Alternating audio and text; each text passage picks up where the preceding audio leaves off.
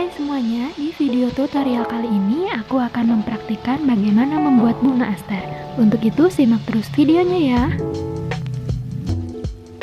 Siapkan alat dan bahan seperti berikut ini.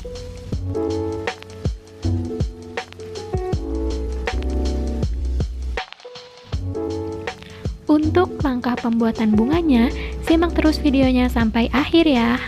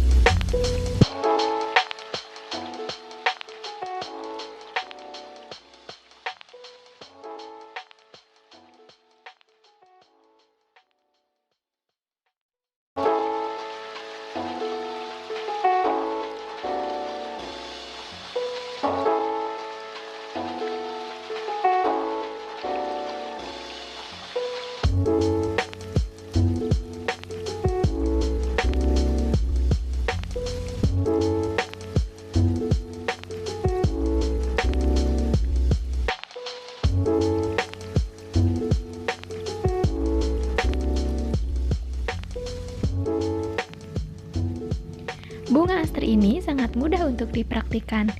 Terima kasih telah menonton video ini, semoga bermanfaat. Sampai jumpa di video selanjutnya.